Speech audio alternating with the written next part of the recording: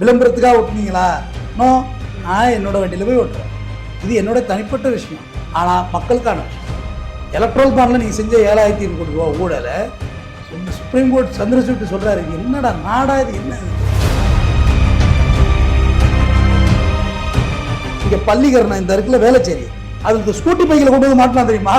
EVM machine குத்தி தேர்தல் நடந்த இவிஎம் மிஷின் ஸ்கூட்டி பைக்கில் வச்சுட்டு டீக்கல் நின்று தம்மா போட்டுட்டு இருக்காரு தலைவர். இந்த அரசியலமைப்பு சட்டத்தை படுகொள்ள தள்ளிட்டீங்கிறார் சந்திரசூட். அடிச்ச தீர்ப்பு 5மே நெத்தி அட்டிமா மோடிக்கு. பார்க்கிங்க்கு ஒரு ஏர்போர்ட்டை வாடகைக்கு விடுறாரு. வாடகைக்கு எதை விடுறது இல்லையா? விமான நிலையத்தையெல்லாம் விடுறது. என்னமா அது? விமானத்தையே விடுவாங்க வாடகைக்கு. இவங்க பார்லிமெண்ட்டை கட்டால விட்டுருப்பாரு. ஏன் அங்கெல்லாம் போறீங்க அம்பானி? இங்கே வச்சு என் கல்யாணத்தை திரௌபதி முர்மு தான் நாங்கள் உள்ள விட மாட்டோம் துறை கொடுத்துக்கு. நீங்கெல்லாம் வரலாம், நீங்கெல்லாம் பெரியவா. நியூஸ் அவர்ஸ் தமிழ் நேயர்களுக்கு வணக்கம். இந்த எலெக்ஷன் சமயத்தில் தமிழகத்துக்கு தான் முதற்கட்டமாக எலெக்ஷன் நடந்துச்சு. இந்த எலெக்ஷன் நேரத்தில் பரபரப்பாக சென்னையில் ஒரு போஸ்டர் ஒட்டப்பட்டிருந்தது, பே பிஎம் அப்படின்னு சொல்லி. அந்த போஸ்டரை யார் ஒட்டினாங்கன்னு தெரியலை அப்படின்னு சொல்லி செய்திகளில் வலம் வந்துச்சு. ஒரு மர்ம நபர் தான் அந்த போஸ்டரை ஒட்டியிருக்காரு அப்படின்னு சொல்லி 15 லட்சம் வேணுமா இந்த போஸ்டரை ஸ்கேன் பண்ணுங்க அப்படின்னு சொல்லி அந்த மர்ம நபர் யாரு அப்படின்னு பார்த்தரலாம் வாங்க. வணக்கம் சார். அம்மா, நான் மர்ம நபர்லாம் கிடையாதுமா. நான் நேரடியா என்னுடைய ஓன் வெஹிக்கிள்ல நான் தான் போய் ஓட்டினேன். எப்படி இருக்கீங்க? நல்லா இருக்கம்மா. இது என்ன மர்ம நபர்? இது எல்லா மீடியாவிலையும் மர்ம நபர் என் பேர் போட்டிருக்கம்மா. RS தமிழ்வேந்தன் என் பேரோட இருக்கு. இதுக்கு மேல என்ன வேணும்? நான் திடீர்னு இந்த போஸ்டர் முக்கியம் இந்தியன் சிட்டிசன் போட்டிருக்கேன். நான் எப்படி மர்ம நபர் ஆவேன்? சரி, நான் இந்திய குடிமகன் போட்டிருக்கீங்க. நான் இந்திய குடிமகன்மா. என் பேரு ஒரு ஐ எம் இந்தியன் சிட்டிசன். சரி, நான் மர்ம நபர்லாம் கிடையாது. நான் மர்ம நபர்னா எங்க இருந்து வந்து ஏலியன்ஸா என்னன்னா? நான் வந்து மனிதன், இந்தியாவுடைய சிட்டிசன், இந்தியன் சிட்டிசன். நான் ஒரு வழக்கறிஞர். என்னோட பேர் இருக்கு. பிளாக் போஸ்டர் நான் ஒட்டல, பிளாக்மெயில் பண்ணல, நான் ஒட்டி இருக்க, அதுல இருக்கு. சரி, திடீர்னு இந்த போஸ்டர் ஒட்ட காரணம் என்ன? திடீர்னு அந்த எலக்ட்ரல் பாண்ட் விஷயத்துல வந்து நான் ரொம்ப அதை பத்தி வாழ்ந்த புக் எல்லாமே ஃபுல்லாவே ரீட் பண்ணேன். அதுல எவ்வளவு ஸ்கேம் இருக்குன்னு. இதை நான் ரொம்ப நாளைக்கு முன்னாடி இருந்தே பேசிட்டு இருக்கேன். இந்த சுப்ரீம் கோர்ட்டுக்கு அதுக்கு போறதுக்கு முன்னாடி இருந்தே என்கிட்ட இருந்தது. பட் என்கிட்ட சுப்ரீம் கோர்ட் போற அளவுக்கு இதுக்கான சோர்ஸ் என்கிட்ட இல்லை. எனக்கு ஒரு பேக்கப் இல்லை. ஏன்னா நான் அப்பயே சுப்ரீம் கோர்ட் போயிருந்திருப்பேன். ஒரு கம்யூனிஸ்ட் தோழர் தான் போனாரு. ஆனாலும் அப்பயும் கம்யூனிஸ்டுக்காரர் தான் போறாரு. இது ரொம்ப நாளைக்கு முன்னாடி இந்த ஸ்கேமை பத்தி நான் பல்வேறு தொலைக்காட்சி வாதங்கள்ல பேசியிருக்கேன். இது மாதிரி யூடியூப் சேனல்ல நான் சொல்லியிருக்கேன். பட் நான் சொல்ற விஷயம் அவங்களால அண்டர்ஸ்டாண்ட் பண்ண முடியல. எப்படி சார் இப்படி இருக்க முடியும்? எப்படி SBI பேங்க் வந்து SBI என்ன நினைச்சிட்டு இருக்காங்கன்னா வாழும் கடவுள்னு நினைச்சிட்டு இருக்காங்க. அப்பா சாமி, SBI ATM துறங்க உள்ள ஒரு ஸ்லிப்பா கிடக்கும். பணம் இருந்தா தானே எடுக்க போறான். குப்பையா கிடக்கும். பேங்க்ல பணம் இருக்காது, உள்ள உங்களுக்கு மரியாதை இருக்காது. SBIனா ஒரு நேரடி ஸ்டேட் பேங்க், இதனோட லிங்க்ல உள்ளவன். உங்களுக்கு லோன் வாங்க முடியாது. நீங்க இங்க ரிசர்வ் பேங்கோட உள்ளவன். இது வந்து இந்த எலக்ட்ரல் பாண்ட், அதை நீங்க ஸ்கேன் பண்ணுங்க. அந்த இதுல தம்ப்ளைன்ல வைங்க, ஸ்கேன் பண்ணட்டும், பண்றவங்க பண்ணட்டும்.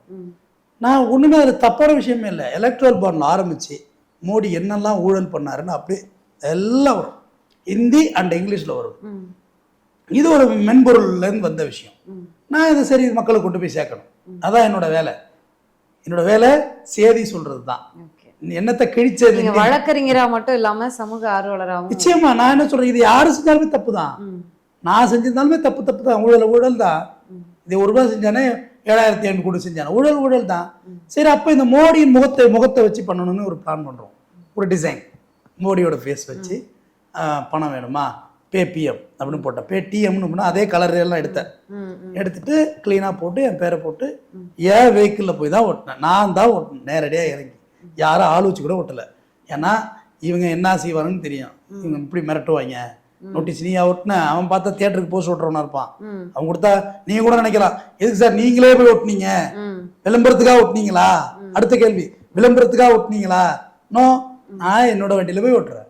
இது என்னோட தனிப்பட்ட விஷயம். ஆனா மக்களுக்கான விஷயம். எலக்ட்ரல் பாண்ட்ல நீங்க செஞ்ச 7,500 கோடி ரூபா ஊழலை சுப்ரீம் கோர்ட் சந்திரசூட் சொல்றாரு. இது என்னடா நாடா இது? என்ன இது? நீங்க எவ்வளவு ஒரு ஆளா 1000 ரூபாயிலிருந்து 1 லட்சம் ரூபாயிலிருந்து 1 கோடி ரூபாய் பாண்டு வாங்கலாம். யார் கொடுத்தது உங்களுக்கு இவ்வளவு பெரிய பாண்ட் எல்லாம் கொடுத்தது யாரு? இது SBIல வாங்குறது. அந்த ரகசியம் காக்கப்படுமா? அப்ப அதான் நீ போட்டு 10,000 கோடி ரூபாய் போட்டு வித்தாங்க. அவரே கொடுத்துருப்பாருன்னு. இது எவ்வளோ பெரிய ஒரு ஒரு ஸ்கேம் அது, இந்த மோசடி. இது ஒரு நீங்கள் இது ஒரு சிம்பிளாக ஒரு அவுட் ஆஃப் சிலபஸ் தான், பட் மக்களுக்கு புரியணும். நீங்கள் ஒரு சட்டம் ஒன்று எக்ஸிக்யூட் பண்ணுறீங்கன்னு வைங்களேன், பார்லிமெண்ட்டில் அதை வைக்கணும், மசோதா, அப்புறம் டிஸ்கஷன் நடக்கும், அதுக்கு எதிரி தர்க்கங்களை வைப்பாங்க, இது இவ்வளோலாம் ட்ராபேக் இருக்குன்னு, இது எல்லாம் முடிவு பண்ணி கடைசியாக மெஜாரிட்டி வரக்குள்ள சட்டத்தை எக்ஸிக்யூட் பண்ணுவாங்க. இதுதான் இயல்பு. ஆனால் இங்கே தான் மெஜாரிட்டி அவங்க தானே இருக்காங்க, அப்போ இதை டிஸ்கஷன் கொண்டு வராம. அதுதான் பல மசோதாக்கள் டிஸ்கஷனே போறது இல்ல. சந்திரசூட் அதான் சொன்னாரு, எதிர்கட்சி கம்மியா இருந்தாலுமே ஒருத்தர் இருந்தாலுமே அவங்களுக்கு தெரியணும்னு சொல்றாரு சந்திரசூட். இது அரசியலமைப்பு சட்டத்தை படுகொள்ள தள்ளிட்டீங்கிறாரு சந்திரசூட். அடிச்ச தீர்ப்பு 5மே நெத்தி அட்டிமா மோடிக்கு. என்னடா இது பண்ணிட்டு இருக்கீங்க? மணிப்பூர் இதுல சத்தீஸ்கர்ல வந்து ஒரு மேயர் தேர்தலில் ஓட்டை திருத்துறாங்க பார்த்தீங்களா, குத்தி போட்ட ஓட்டுமா. நீங்க இவிஎம் மிஷின் நம்பிட்டு உட்காந்துருக்கீங்க இந்த இடத்துல, குத்தி போட்ட ஓட்டு அதை திருத்துறார் தேர்தல் அதிகாரி, திருத்துகிறார். நம்ம ஓட்டுக்கு பணம் கொடுப்போம், நான் மறுக்கல, அது நம்ம எல்லாருக்கெல்லாம் நம்ம கல்ச்சரே ஆயிட்டு. பணம் கொடுக்காம எலெக்ஷன் இல்லை அவ்வளவுதான் அப்படின்ற முடிவுக்கு மக்கள் வந்துட்டாங்க, கேண்டிடேட்டும் வந்துட்டாங்க. நான் இல்லைன்னு மறுக்கலையே, நீங்க மறுக்கிறது வழி இருக்கா உங்கள்கிட்ட? தவறு பண்ணக்கூடாது, மறுக்கணும் நடக்கலைன்னு சொல்றீங்களான்னு கேட்குறேன். நம்ம நாட்டில் நடக்குது இல்லை. ஆனால் பிஜேபி கவர்மெண்ட் எலெக்ஷன் ஆஃபீஸரே விலைக்கு வாங்கிடுறது. எதுக்குடா 10 பேர்கிட்ட பட்டாணிகள் எடுத்துக்கிட்டு மொத்தமாக பட்டாணிகள் காரனே நேராக விலைக்கு வாங்கிட்டா முடிஞ்சு போச்சு இல்லை. இப்போ எலெக்ஷன் அதிகாரியே திருத்துறாம உட்காந்து 8 ஓட்டை மேயர் தேர்தலில். இது ஒன்றும் பெரிய சட்டமன்ற தேர்தலோ ஒரு பாராளுமன்ற தேர்தலோ இல்லை, மேயர் தேர்தலில் 8 காங்கிரஸ் ஓட்டு திருத்துறாங்க. அப்போ இது தப்பு இல்லையாது, ஸ்கேம் இல்லையாது? அப்போ உங்களை நம்பி உட்காந்துருக்கோம் இவிஎம் மிஷினை கொடுத்துட்டு, அது நேற்று ஏதோ கரண்ட் போயிட்டான், டிஸ்பிளே வேலை செய்யலையா, நீலகிரி அதிகமான வெப்பநிலையா, என்ன கதை பாருங்க. அதிகமான வெப்பநிலை, ஊட்டியே கிளைமேட் கோல்டா உள்ளதுதாம்மா, அங்கேயே இங்க டெம்பரேச்சர் கால்குலேஷன் பண்றாங்க. அதிக வெப்பநிலை, அதனால வேலை செய்யல, ரெக்கார்ட் ஆகிருக்கு. பூத்து வச்சிங்கல்ல, கேமரா வச்சு வெளியில வைக்கணும், டிஸ்பிளேவை வெளில வைக்கணுமா இல்லையா? அந்த ரூமை லாக் பண்ணி சீல் வச்சு சிஎஸ்ஓ போலீஸ் நிப்பாட்டணுமா இல்லை கென்னோட? எதுக்கு வைக்க மாட்டீங்க அதெல்லாம்? அது எப்படி? ஒன்றும் ஓப்பன் டிரான்ஸ்பரன்சி, கண்ணாடி ரூம்குள்ள வை, எல்லாரும் பார்த்துட்டு போகும் டெய்லி. இவிஎம் மிஷின் இருக்கா, இருக்கு. அது கூட சொல்லப்படாது, சூட் கேஸ் வச்சுட்டு மாற்றுவாங்க. இங்கே பள்ளிக்கரணம் இந்த இருக்குல்ல வேலைச்சேரி, அதில் ஸ்கூட்டி பைக்கில் கொண்டு வந்து மாட்டலாம் தெரியுமா இவிஎம் மிஷின்? குத்தி தேர்தல் நடந்த இவிஎம் மிஷின் ஸ்கூட்டி பைக்கில் வச்சுட்டு டீக்கல் நின்று தம்மா போட்டுட்டு இருக்காரு தலைவர். ஏன்னா விட்டுட்டு போயிட்டாங்களா, எடுத்துட்டு வர சொல்லியிருக்காங்க. அவனுக்கு இதோட ஒர்த்து தெரியல, நிறுத்திட்டாப்புல, டீ குடிச்சிட்டு தம்மா போட்டுட்டு இருக்காரு. ஒரு மக்கள் என்ன இவிஎம் மிஷின் மாதிரி இருக்குன்னா வீடியோ எடுத்து சமூக வலைதளத்தில் வைரலாகி அப்புறம் பார்த்தா அது ஓட்டு போட்ட தேர்தல். இது அதில் ஓட்டெல்லாம் குறையாது, ஒன்றும் 2ல் 1 தொடு. இதுதான் மோடி சார், 2 வரலே இல்லை சார், நீ நம்பித்தான் ஆகணும் நான் சொல்கிறது, வேறு வழி கிடையாது. ஓட்டெல்லாம் ஒன்றும் குறையாது. அப்போ அது ஓட்டு போட்டி வரலன்னா என்னமா வருது? சுப்ரீம் கோர்ட் சொல்லிட்டு இவிஎம் மிஷினில் சந்தேகப்படாதீங்க, ஆனால் 5 பூத் எடுத்து செய்ய சொல்லியிருக்கு. அப்போ அதையும் பாராட்டணும். நம்ம நீதிமன்றம் வந்து சும்மா வேடிக்கை பார்த்துட்டு இருக்காது. நீங்கள் ஒரு பகுதியில் வார்டில் 5 பூத் எடுத்தீங்க, அதில் பாருங்கள் அந்த ஸ்லிப்பும் இதுவும் மேட்ச் ஆகுதான்னு பாருங்கன்னு சொல்லியிருக்கு. அப்போ சுப்ரீம் கோர்ட்டுக்கும் முழு மனதோட சொல்ல முடியல, ஒரு ஜட்ஜ்மெண்ட்டை திஸ் இஸ் கரெக்ட் அப்படின்னு சொல்ல முடியுமா? சொல்ல முடியல. நீங்க சந்தேகம் இருந்தால் பார்த்துக்கணும். இந்த மாதிரியான சந்தேகங்கள் எழக்கூடாது அப்படிங்கிறதுக்கு தானே அந்த 5 கலெக்டிங் இது பண்றாங்க. சுப்ரீம் கோர்ட் என்னம்மா பி கிளியரா சொல்லலாமா? அதுல பி கிளியருங்கிறது வேற. இந்த வார் சந்தேகத்துக்கெல்லாம் இடமே இல்லை, நாங்களே அந்த 5 பூத்தை செக் பண்ணியாச்சு, வா தீட்டு 5 போட்டின்னு சுப்ரீம் கோர்ட் சொல்லலையே. சுப்ரீம் கோர்ட்டே செக் பண்ணி சொல்ல வேண்டியதானே? ஒரு தனி ஃபோர்ஸ் ஒன்று அமைச்சு, அந்த ஃபோர்ஸ் நேரிட்ட நீதிமன்றத்தோட ஃபோர்ஸ், ஓய்வு பெற்ற நீதிபதி இல்லை கரண்ட் நீதிபதி இல்லை அவங்கள அமைச்சு, அதாவது நீதிமன்றத்துக்கும் நீதிபதிகளுக்கும் அரசுக்கும் சம்மந்தம் கிடையாது. நம்ம நாட்டில் தனித்தனி துறை, நிதி, நீதி, அட்மினிஸ்ட்ரேஷன், நிர்வாகம் 3 தனித்தனி தானே. அப்போ நேரடியாக நீதிமன்ற தலைமையிலே ஒரு குழு அமைச்சு கிளியரிட்டி கொடுத்துட்டு போயிடுங்களா. இதில் என்ன இருக்கு? ஒன்று நம்ம ஒன்றும் தப்பு சொல்லலையே.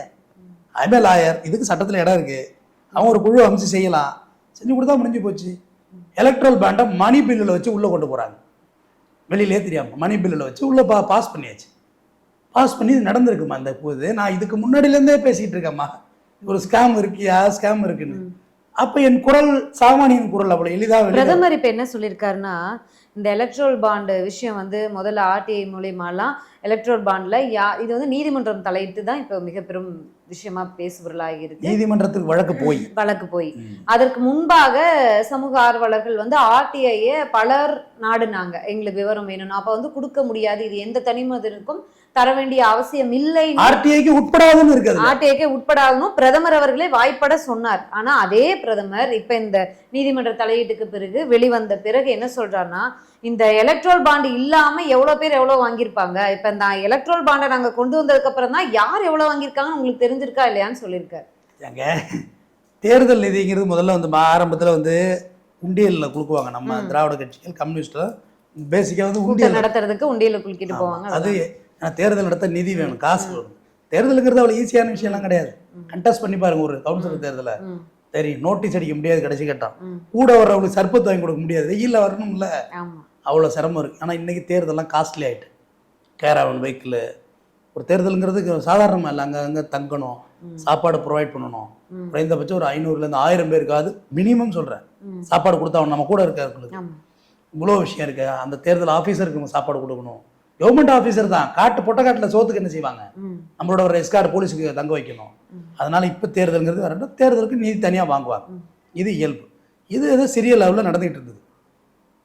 இவங்க டைரெக்டாகவே அடிச்சிட்டாங்கம்மா. நீங்கள் டைரெக்டாக போய் வாங்கிக்கலாம், 1 கோடி ரூபாய்க்கு நீங்கள் ஒரு பேண்ட் வாங்கிக்கலாம். டிஜிட்டல் இந்தியா நேரட்டாக எஸ்பிஐ பேங்க் போயிட்டு ஒரு செலானை கொடுத்து எலக்ட்ரல் பாண்டு பிஜேபி 1 கோடி கட்டி விட்டு வந்துக்கிட்டு இருக்கலாம். யார் விட்டு காசு எங்கே கொண்ட ரைட்டாக பண்ணுறது? நான் ஒன்று சொல்கிறேன், நீங்கள் எனக்கு நீங்கள் ஒரு சப்போர்ட் பண்ணுறீங்க, நான் ஒரு சிரமத்தில் இருக்கேன், எனக்கு ஒரு சப்போர்ட் பண்ணுங்கன்னு நான் கேட்குறேன். எனக்கு நீங்கள் சப்போர்ட் பண்ணுறீங்க ஒரு எக்கனாமியாக. நாளைக்கு நீங்கள் ஒரு இல்லீகலான ஒரு வேலை ஏதோ ஒன்று என்கிட்ட கேட்குறீங்க, ஒரு ஆப்ஷன், சார் இந்த போர்ட்டை எனக்கு எழுதி கொடுக்கலாம், சும்மா தானே கிடக்கு, நான் கப்பலை நிப்பாட்டிக்கிறேன். இப்போ நம்ம லெவலில் எப்படின்னா bike parking, 2 wheeler parking, maximum car parking கேட்போம்மா. நம்ம லெவலில் இவ்வளோதான்மா. அதை கடல் சும்மா தான் கிடக்கு, கொடுத்தீங்கன்னா 2 கப்பலை நிப்பாட்டிக்கிறேன், கப்பலை நிப்பாட்டி டக்குன்னு வியாபாரம் பண்ணிவிடுவையா. வெளிநாட்டுக்கெல்லாம் பொருளை திருப்பி ரொம்ப சிரமமாக இருக்குது. அவரே ஓகே ஹாய் 2 கப்பல் hi, port hi, Gujarat hi, எடுத்துக்க ஹாய் அப்படின்ட்டாப்புல. அடுத்தது இந்த ஏர்போர்ட்டு சும்மா தான் கிடக்கு, கொடுத்தீங்கன்னா ஒரு 5-6 ஏரோப்ளேனை வாங்கி போட்டு வியாபாரம் பண்ணுவேன். நானும் என்ன தொழில் ஒன்றும் பண்ண முடியல, ஒரு 5-6 ஏரோப்ளேனை போட்டுக்கிறேன் ஆயிட்டு. ஐயா அந்த எல்ஐசியில எல்லாம் பணம் சும்மா கிடக்கையா, ஏழை எளிய மக்களோட பணம், அதெல்லாம் திரும்பியே கேட்காதுங்க. அது அப்படியே நம்மள்கிட்ட கொடுத்தீங்கன்னா நம்ம என்னென்னு பார்த்து சரி பண்ணிக்கிடுவோம். கையெழுத்தை போட்டிங்கன்னா அந்த பணத்தை எடுத்து, அந்த எஃப்டியில் உள்ள பணத்தை எடுத்து நான் அப்படியே ரொட்டேஷன் பண்ணிடுவேன். ஐயா ரொட்டேஷன் மட்டும் அவங்க கேட்கக்குள்ள நம்ம கொஞ்சம் கொஞ்சமாக தான் திருப்பி கொடுக்க போகிறோம். அதெல்லாம் இருக்குது, என்னோட ஸ்கேனில் இருக்குது. அதெல்லாம் எப்படின்னா எஃப்டியில் உள்ள பணத்தை எடுத்துட்டு மொத்தமாக அத்தனை பேருமே எல்ஐசியில் கேட்க போகிறது கிடையாது, ஒருத்தருக்காக கொடுக்க போகிறோம். அதை கொஞ்சம் சரி பண்ணிக்கிறேன் ஐயா. சரி பண்ணிவிடு எல்ஐசி. ஐயா அந்த ரயில்வே சிக்கு ரயில்வே மட்டும் வச்சுக்கிட்டு என்னையா பண்ண போகிறீங்க? இருக்கிற ஒரு துறை எடுத்துக்கங்க, என்ன உங்களுக்கு இல்லாததா? இப்படிதாம எல்லாமே பண்ணியிருக்காங்க. இதெல்லாம் தாண்டி அம்பானியோருடைய மகனோட திருமண நிகழ்ச்சிக்கு ஏர்போர்ட்டை வாடகை கொடுத்துட்டாங்க. அதில் இருக்கு பார்க்கிங்க்கு ஒரு ஏர்போர்ட்டை வாடகை விடுறாங்க. வாடகைக்கு எதை விடுறது இல்லையா, விமான நிலையத்தையெல்லாம் விடுறது. என்னன்னா அது விமானத்தையே விடுவாங்கம்மா வாடகைக்கு.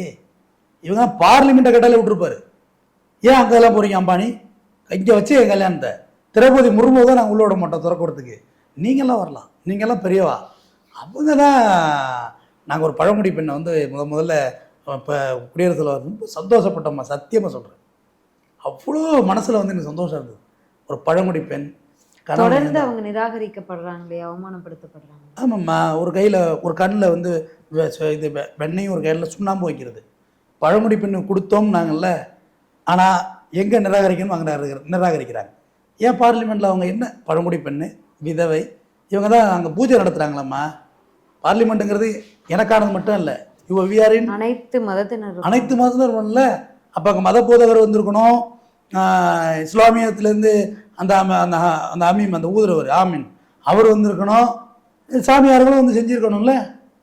அப்படி நடக்கலையே அங்கே. இது மட்டும் தானே பண்ணாங்க. அப்போ நான் 2 டவுட்டை கேட்குறேன். ஒன்று, இவங்க பழங்குடி, இப்போ எல்லாருக்கும் புரியுற மாதிரி சொன்னால் பட்டியலினப்பட்ட மக்கள். இன்னொன்று பெண் விதவை. வேற நீங்கள் என்ன பார்த்துருக்க முடியும் அவங்கள்ட்ட? மூத்த குடிமகள் அவ தானங்க. நம்ம அம்மா ஆத்தாவுக்கெல்லாம் மூத்த குடிய முதல் இந்தியன் சிட்டிசன். அவங்கள நிராகரிக்கிறீங்க. ஆனால் நீங்கள் இன்றைக்கி அதானிக்கு வந்து இதை வாடகை கொடுக்குறீங்க, ஏர்போர்ட்டை வாடகை கொடுக்குறீங்க. அப்போ உங்களோட நிலைப்பாடு என்ன? நீங்கள் என்ன சொல்ல வர்றீங்க, வாட் இஸ் டெல்லிங், என்ன சொல்ல வர்றீங்க? அப்போ மக்களுக்கு ஒன்று தெளிவாக புரியணும். அது தொட்டு தான் நான் அந்த வேலையை செஞ்சேன். நான் மர்ம மனிதர்னு தொலைக்காட்சி இப்படி போட்டு வச்சிருக்கேன். நான் இப்போ அந்த இவர்கிட்டே பேசினேன், எதுக்கு மர்ம மனிதர்னு என்ன போட்டுறா, என்ன மர்ம மனிதர்? இல்ல அங்க இருந்த நபர்கள்ட்ட செய்தியாளர்கள் கேட்கும்போது தெரியலன்னு சொன்னோன்னே அவங்கள அது மாதிரி சொல்லிட்டாங்க. அம்மா, But நீங்க கீழே சினிமாவுக்கு நோட்டீஸ் விட்டிருக்குல்ல, இந்த போய் அதை நோட்டீஸ் விட்டது யாருன்னு கேட்டால் எப்படி தெரியும்? நான் நல்லா சிசிடிவியை பார்த்தாம விட்டுறேன், நல்லா சிட்டி ஃபுல்லாகவே விட்டுருந்தேன், அந்த சரௌண்டிங் ஃபுல்லாகவே சிசிடிவி பார்த்தா விட்டுறேன். ஏன்னா நான் மர்ம மனிதர் ஆகக்கூடாது. சரி, இப்போ இந்த போஸ்ட் ஒட்டியிருக்கீங்க, இதன் மூலியமா என்ன பிரயோஜனம் வந்துச்சு உங்களுக்கு? ஏதாவது வழக்கு வந்திருக்கா? முதல்ல வழக்கு ஏமாதான் வரணும். அதான் நான் எதிர்கொள்ள நான் ஒன்றும் தப்பு செய்யலை. ஐஎம்ஏ லாயர், எனக்கு அதில் தெரியாத விஷயம் கிடையாது. நான் எந்த விதிமுறைகளும் மீறலை. விதிமுறையை மீறினா தான் என் மேலே நீங்கள் வழக்கு போடணும். நான் ஏதோ அவரை பற்றி அவதூறாக கண்டபடி திட்டி ஒட்டி அவங்க ஸ்டைலில் நான் செய்யலை. அது பிஜேபி ஸ்டைல். அது திட்டுறது, சாணியை கரிச்சு அடிக்கிறதுலாம் அவங்க ஸ்டைலு. ஒரு பழங்குடி ஒரு இளைஞன் மேலே சிறுநீர் கழிக்கிறதுலாம் அவங்க ஸ்டைலு. அது நம்ம ஸ்டைல் கிடையாது. நம்ம ஸ்டைல் ஓப்பன் டாக்கு இதுதானே. இதுக்கெல்லாம் இதுக்கான வழக்கு பதிவுன்னு நீங்கள் நரேந்திர மோடி மேலே வழக்கு பதிவு பண்ணுங்கள், பிரதமர் மேலே. நீங்கள் இந்த சாமானியன் மேலே பாயணும்னு நினச்சாக்க பாயாதீங்க. என் மேலே எப்பவும் பாஞ்சிக்கலாம். பிரதமர் மேலே வழக்கு போடுங்க. அது போட்டதும் போட்டீங்க, அவங்களுக்கு பிடிச்ச மொழியிலையும் சேர்த்து போட்டீங்க. இந்தியா அவங்களுக்கு ரொம்ப பிடிக்கும்ல. நன்றி சார். நன்றிம்மா.